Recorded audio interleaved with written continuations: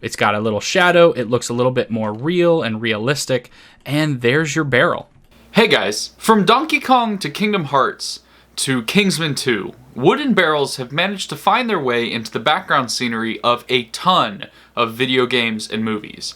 And they're basically a staple of human history, and we'll probably have them forever. So today, I'm going to show you how to make one. This one in particular. We're going to model it, create quality UV maps, and then hand paint on a texture. Now, if you have any suggestions for full walkthroughs that you would like to see me create, let me know in the comments down below. Otherwise, let's get started. Okay, so in order to start our barrel, all we're going to do is remove everything first and then add in a cylinder. So hit A to select everything in your scene, then X to delete them. Once we've deleted them, Shift A will allow us to add in a new cylinder, and then we'll come down here to our operator panel and change the depth from 2 to 3.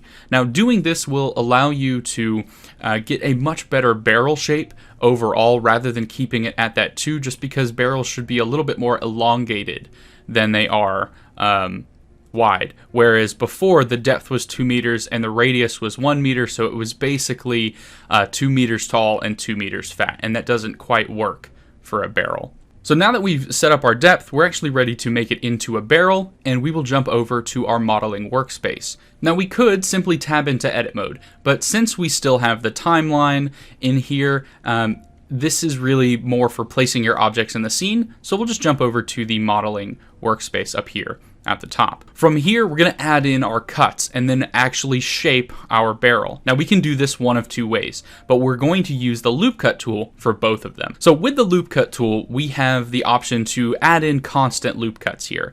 And with a new feature added in since the release of my loop cut tool video, you can actually increase the number of cuts up here at the top left-hand corner. Now, I don't like this, and the reason I don't like this is because even though we've increased the number of cuts to 5, it's only showing us 1 cut.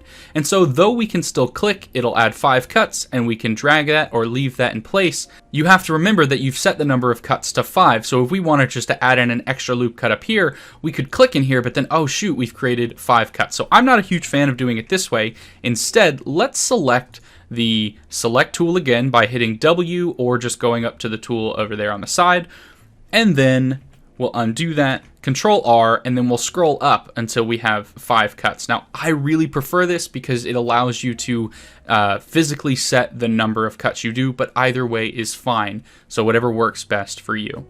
So then we can click, and then we have the option to drag wherever we want. We're not going to drag it, we're just going to leave it in place, so we can right click to confirm, and it will drop that back in the exact center where each one is portioned out properly. From here, very simple to shape our barrel. What we're going to do, we'll hit O to turn on proportional editing. You can also go up here to the top where it says proportional editing and turn on that by clicking on this little option. Then we'll select the edge ring by hitting Alt and then clicking on the center piece here.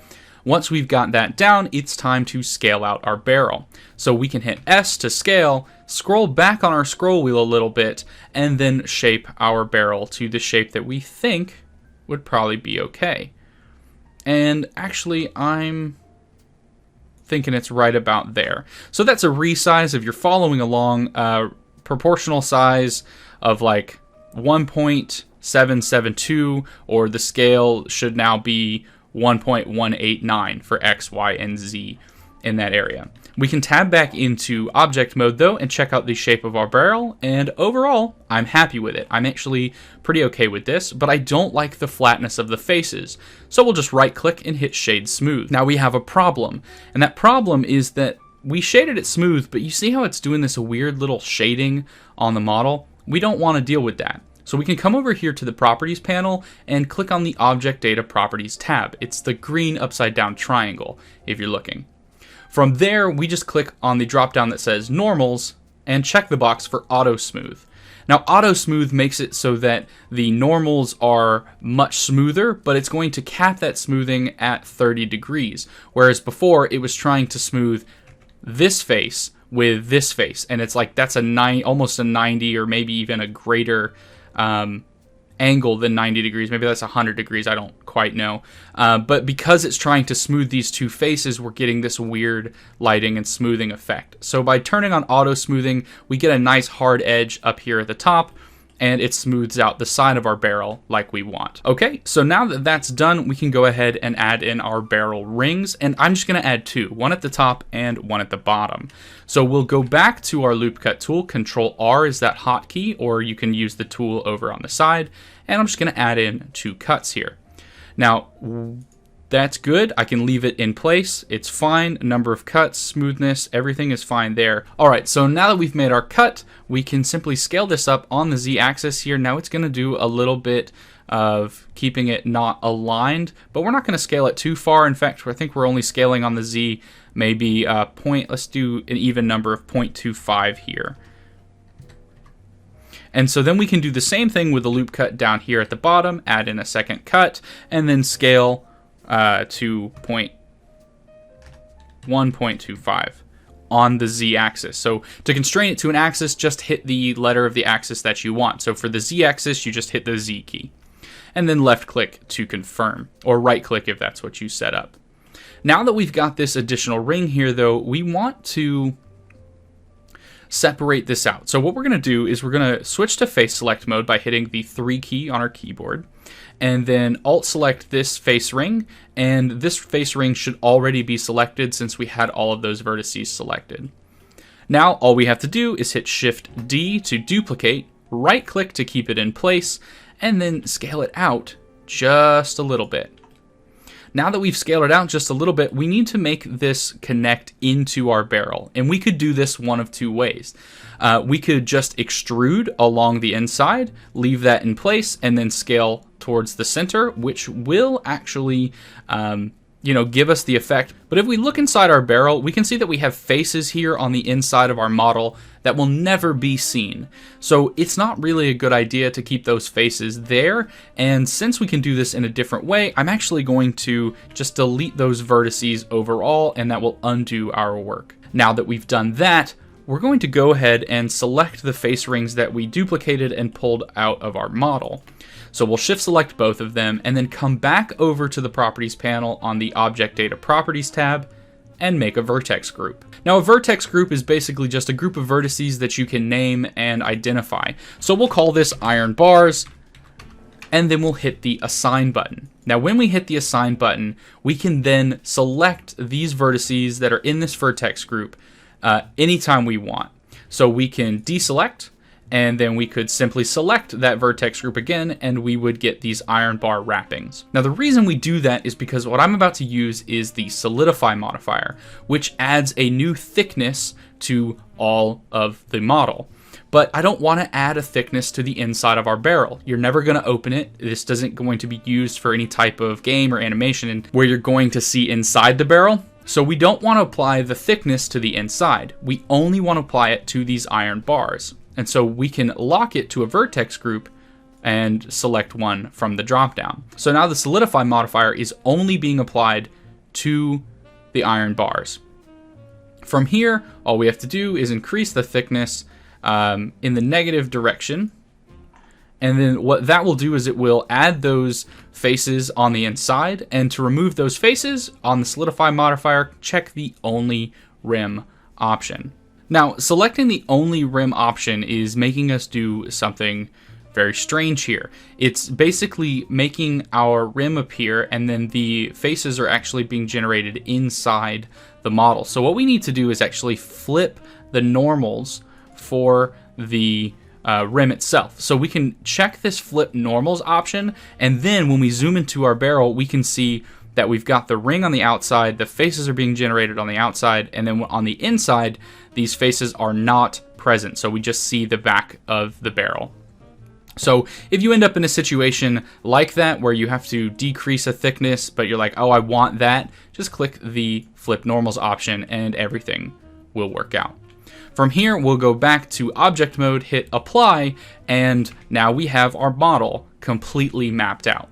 So now that we've hit apply, the last step here is to select both faces up here at the top and at the bottom and inset them just a tad. So we'll inset just a little bit to give ourselves the appearance of wood, and then we will inset and control just to pull that down a little. And that's going to make it look like the barrel has a rim and a top and a bottom.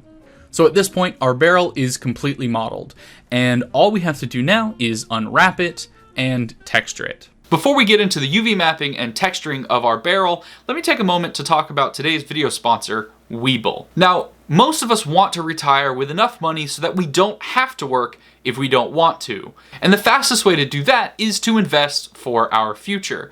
That's where Webull comes in. Webull is an investment company that provides free resources and tools for people looking to get into day trading or just investing for their future in general. But because playing around in the stock market can be sometimes more harmful than beneficial to the average person, what I'm really excited about for them is the ability to open up traditional and Roth IRAs, which are retirement accounts that allow your money to grow tax-deferred or tax-free, respectively. And as a special bonus for using our link to sign up, which is in the description down below, Webull is going to provide you with 2 free stocks. The first at a value between $2 and $250, just for signing up and creating an account. The second stock is between $1,200 and $1,400 in value, after you deposit any amount into your Webull account. So whether you're looking for commission-free day trading of stocks, or you're looking for in-depth analysis tools for investing in general, or you simply want to invest your money for retirement, give Webull a try. Now let's get back to our barrel. Okay, so to unwrap this, just go over to the UV editing tab, and then tab into edit mode on the model. So here we have this layout of our model, and it's tried to generate it for us. It's not very good though. So let's go ahead and check out the stretching here on this model and actually lay this out in a bit better way that's going to allow us to texture this in the easiest way possible. So to check the stretching, just hit the N key to pull up these properties, go to View, Overlays, and then Stretching. Once you've clicked that stretching, we have 2 types of stretching. We have angle stretching and area stretching. Now, angle stretching isn't really ever going to tell you anything important. It's just, are the angles pulled away from where they should be? We don't really care about that. We want to know if the faces are stretched away from the actual size and representation of the faces. Because if they are stretched, then our texture is going to be stretched when it's applied to the model, and we don't want that. So that's basically everything we need to know about that. We've checked the stretching, and so now we can see how the model is actually stretched out, and I'll just hide the properties key for us. What we want our stretching to look like is as deep blue as possible on as much of our model as possible. So we're going to do a couple of different things here. The first thing we're going to do is come over to the edit mode pane and hit U and turn on live unwrap. Live unwrap automatically unwraps our model again after every seam that we add. So all we have to do now to see a new generation of our UV map is to add in some seams. So I'm going to switch over to the edge select mode and select the entire edge ring of this one iron bar. Once I've done that, simply right click and then come down to mark seam. Now once we've marked seams, you can see that now our model has a different outline and layout for the UV map. And it's not super great, but don't worry about that. We're going to fix this in a second. Now, I don't want to have everything selected in order to see my UV map. So what I'm going to do is turn on Keep UV Sync Selection Intact. And once we've done that, all I have to do is select an edge on the UV map or an edge on the actual model, and it'll keep those selections in sync, and it shows us the UV map in its entirety at all times, which is what we want. So I can set about starting and doing some seams. So the general principle that we're going to use for this barrel is that we're going to break everything down into 4s. That way we only have to paint a quarter of the model, or roughly a quarter of the model, and the entire model will be painted along with it. So we'll just alt click here and then right click, mark seam, which then unwraps our model again. It still looks not great, but we can fix that. Don't worry. So then we'll come over to the opposite side here and alt select this and mark another seam. Now that has ripped our model all the way in 2. From here, what we should really do is select the top face and Control E to pull up the edge menu and then mark that as a seam so that the top of the barrel comes completely off our model, and we do the same thing at the bottom. Control E, and then mark as seam. Now we've gotten really, really close with this model, and we can see that most of our stretching now is in the dark blue. The only thing that really isn't marked as dark blue is this bottom bar down here, and we can do that really quick, mark seam, and we're pretty close, honestly. We are pretty close to done here.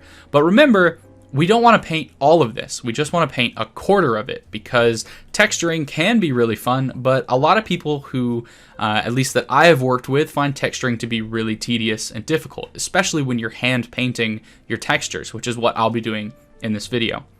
So we're going to just break this down a little bit further and select these edges, mark seam here, and come over to this side and mark a seam there. And now we have 4 different sections, and they're basically all the same. They're the same size, they have the same number of vertices, everything is good. We'll talk about why that's important in just a minute. And then we'll come to the back side here,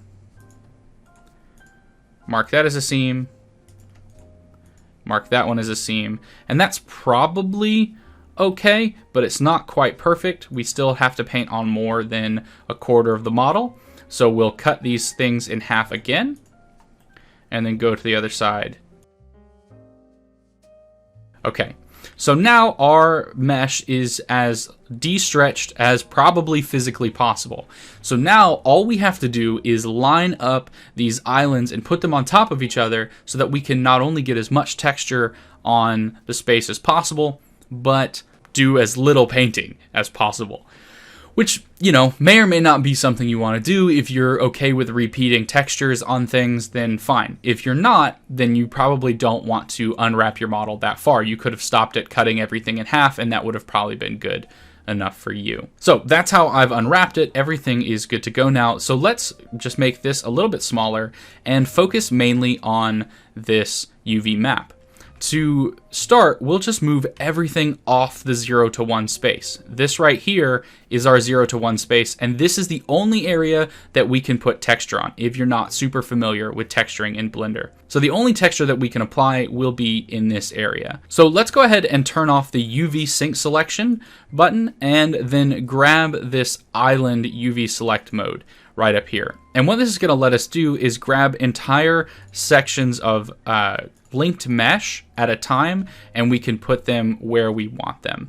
Now we could also just grab and move, but it's not quite as wonderful as the other type. So I have separated these islands out so that we can lay them on top of each other without having to worry about snapping affecting anything. So we can go ahead and turn on snapping, which is this tool up here at the top, or it's Shift Tab, and let's go ahead and lay these things on top of each other.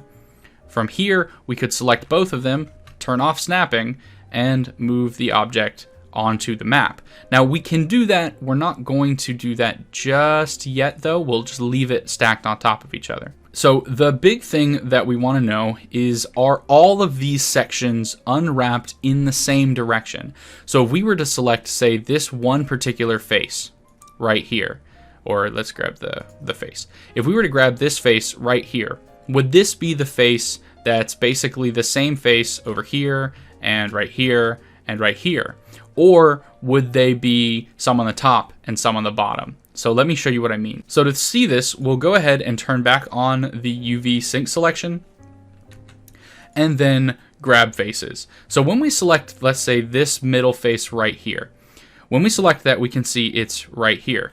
But when we select this one, now it's on the opposite side. So what we need to do is come over here and rotate this 180 degrees. Once we've done that, when we lay this on top of this, the faces will line up, which means the textures will be accurately applied. So then we do the same thing for the next one. So we grab this face over here, and those are lined up, which is good. What about this one? No. So this one is also in the wrong direction, so we'll just rotate this 180 degrees, and now we can stack them all on top of each other, and everything will be good. So we can now unsync the selection of everything. Make sure everything is selected on our barrel, so that way we can grab these, and then switch into island select mode. Once we've got that, we can turn on the snapping and lay these on top of each other. Let's not snap to increments, let's snap to vertices. So then we can move this down on top, grab this one, and place it. And then we'll actually, let's do that there because that wasn't done originally. Okay, now we have to do the same thing for the iron bars, so I will just time lapse this section because it's basically the same thing we've already done before.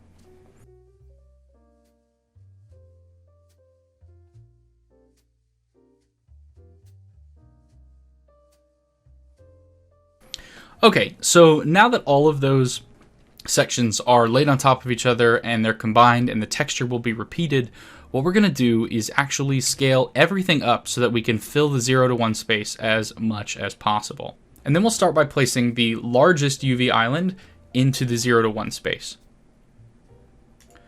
And then follow it up with the next largest. And then these additional pieces can go here. Now we still have a lot of space kind of wasted on this, so we can select everything again and scale up a little bit further and place a little bit better.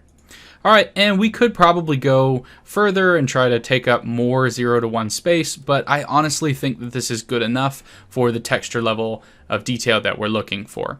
All right, so at this point, you definitely want to save your work if you haven't saved the Blender file yet, because if anything goes wrong, you don't want to find yourself in a position where you have to create the barrel again and redo the UV map. So we've just saved everything. Now let's move on to texturing.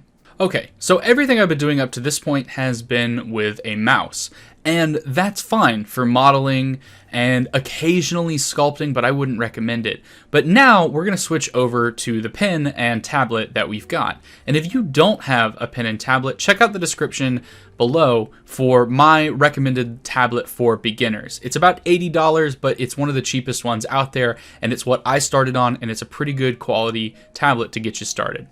So let's switch over to the texture paint workflow. And what we need to do is add in a texture image. So we'll come over here to the left-hand side and hit this new image option. From here, we'll just call this barrel, and then I like to put in the size limit. So I'm going to make this a 2048 by 2048. And then change our pixel size for width and height to 2048 by 2048. And then I'm going to change the generated type to UV grid. Now UV grid is my go-to favorite because it shows me where any textures will be stretched. And you can check out my texturing videos in this card right up here that will show you what you need to know for texturing in Blender. So now we've set up this UV grid texture, but we need to apply the texture to our model. Now by default, Blender 2.8 is set up to be a PBR texture. That's fine and good, and you can do that by just adding texture slots, but rather than adding in texture slots for today's video, we're just going to use a standard UV image. So we're going to change from material to single image, and then we'll choose that image that we just created from our dropdown. From here, we now see the UV map applied directly to our model, and we can see some of the places where the UV map is split and the seams are showing up. That's okay for this. It might not be okay for the model that you're working on, but that is going to be up to you. So just keep that in mind. You can actually see the seams in these textures with the UV map applied. Okay, so let's get started with texturing. Now, you can do all of these things over on this right-hand properties panel, but since I'm sitting on this property panel, what we'll do is we'll just do all of these settings from up here at the top as well, and we'll go ahead and shrink the property panel just a bit because we don't really need it at this point. Okay, so the first thing we want to do is find the color that we're working with, and we want to sync up the color between brushes because you don't want to end up in a situation where your fill brush was on a color that you're not using anymore. So we're just going to go ahead and sync up the color by coming up to this Options tab and then clicking on Color. We'll also go ahead and sync up the strength of our brush here. Now, if you're using a pen and tablet, the strength of the brush can change based on the pressure that you're applying. I'm going to go ahead and turn that off. We're not really going to be doing a whole lot of complicated painting. This is just a basic wooden barrel, and I'll be honest, I'm not that great of a texturer. Sorry. I'm better at sculpting. Okay, so with that said, we're gonna go ahead and paint on this model, and we'll start with a fill brush. So we'll jump over to the fill brush here, and we want to choose the color. Now we just click on this brush tab, and we can come and scroll this thing up, and we'll try to find a brown color that works for us. And I feel like this color right here is probably a good base color. So we'll create a new color palette and then hit this plus button to add this color to our palette. Then simply click and everything is good. Now we have a problem. The problem is that the barrel got brown, which is what we wanted, so that's good, but the bars also were made brown. We'll fix that right now. So what we'll do is we'll jump into edit mode, and then we'll just hit Control L. So select a face and then hit Control L, or Control Shift L in this situation. So we'll select those faces and hit Control L, which gets us these linked faces before the seams. And then we can jump back into texture paint mode and turn on this paint masking. So when we click this, now we can only paint on this section. And because we lined up the UV maps, we only have to paint right here for the texture to be applied to everything else. So let's go back to brush and choose for ourselves a kind of rusty gray color. Something like that, maybe. Go ahead and add that to our list and then fill that in. And so now that we've filled that in, our barrel, we can go stop the paint masking, and there's the basics of our barrel. It's not super complicated, but because of the seams and because of the UV map, we have a weird gap in certain places. So we can go and fix that weird gap right over here by coming onto the texture map and then switching over to our draw brush, and keeping that same color, we can just add the texture and cover up those gaps. And so now those gaps are gone, and we should be good. Now you could have also done that by affecting this setting over here. We could have gone to options and then increased the bleed over, which says where the paint will stop on the texture map once the mesh has ended. So right now it's set to 2 pixels. If we had set it to maybe 5 or maybe 10, then that bleed over would have covered over those gaps for us. But here we have it. We have the basics of our barrel. And so going forward, all we have to do now is add in some extra lineage. Now we need the lines to be darker than the barrel we're currently working with. So we'll go back, select this color, and then just go a little darker. Maybe something like this. And with this darkness coming in, what we can do is jump back into edit mode, select one of these faces, and hit Control L to select everything that's been linked. Now, this is where you need to determine the number of wood planks that are going to be in your barrel. I am actually going to do one every, let's say, 2 panes. So we'll have one here, and then one here, here, and here. So we'll go ahead and we'll hit Alt and select to grab this face ring here, jump back into texture paint mode, and turn on paint masking. From here, we want to add in smooth stroke, and this will just help us move forward and make this line the way that we want to make the line. And so the point of doing this is to generate for ourselves a small line that's going to make it look like the barrel has a break in it. So we're going to just click, and smooth stroke will help us draw a smooth line all the way down. And it doesn't have to be perfect, but smooth stroke will help you get there.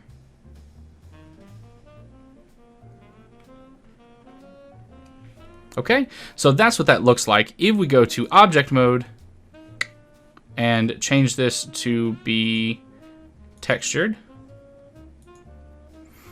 Okay, so we actually can't set this to a texture at the moment, and the reason we can't is because the texture hasn't been set up. So let's go to the shading node and then hit new and Control Shift A, add in an image texture, and then connect the line for color to base color, and then choose the barrel image that we're working on.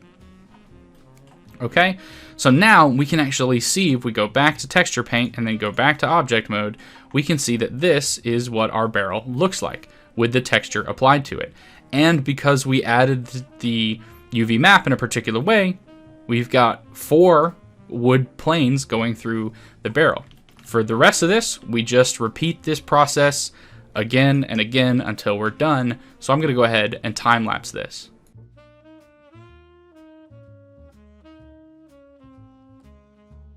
Okay, so we have painted our barrel, and if we look at our barrel, we can see we have now planks going through our barrel, but they don't really make us think that's a real barrel. And the reason is because these lines stop up here at the top. So let's go ahead and make them continue all the way down. So what we'll do, we'll just grab all 4 of these and then go back into texture paint mode and add for ourselves this little extra section. And we want to try to keep it the same thickness as before. So if it's coming in as thick right up here, we can go ahead and just try to keep it roughly that same thickness.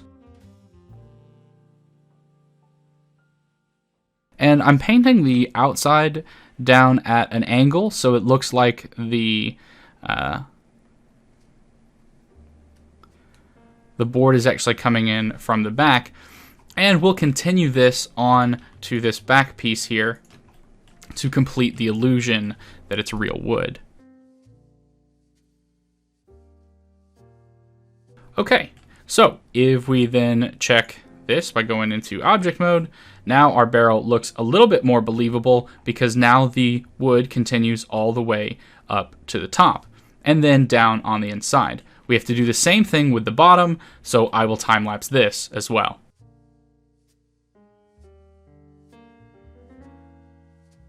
All right, so we have the basics of our barrel done. We have the rows put in it. The boards kind of look real. They go up to the top. The last thing we have to do is add some lines on this top section here. So back into edit mode, just select one of the faces and then back into texture paint. And then we can kind of just draw the lines as we see fit. So let's take a look right here and just draw these lines. Now, smooth stroke will really help you draw a straight line, but nothing is ever truly straight. So if something doesn't quite work right, don't worry. If it's basically straight, it should be good enough. So if your hand wobbles a bit, you're probably fine. Though, if you really want, you can use the stroke settings and draw perfect lines by going up to stroke and changing your stroke method from space to line, and then generating a perfect line like this. And that's fine. However you want to do it, this is your barrel, not mine. Okay? And that's basically everything you need to know. And there's our completed barrel. Now, we could go a little bit further, and we could let's check out this texture here and then add in a light and see what this will look like with some actual, I guess maybe some scene lighting. Right, so we'll see what this is what it will look like in this render. We could add in our own light though, and so just add in. Right, so this is what it could look like after we've added in a light and some sun, and you could play around with this, but it's got a little shadow, it looks a little bit more real and realistic, and there's your barrel. Congrats on making it to the end of this video. I know it was a long tutorial, but if you have any other walkthroughs that you'd like to see me create, let me know in the comments down below, and smash that like button or double smash that dislike button to let me know that you either liked it or hated it. And if you'd like to get a better understanding of Blender's mesh modeling tools, you can check out this playlist here, which will give you all of the tutorials I've done for Blender's mesh modeling tools one by one, or you can check out whatever YouTube thinks will be best down here at the bottom. I'm Sir Pinkbeard, thanks for watching, and I will see you in the next video.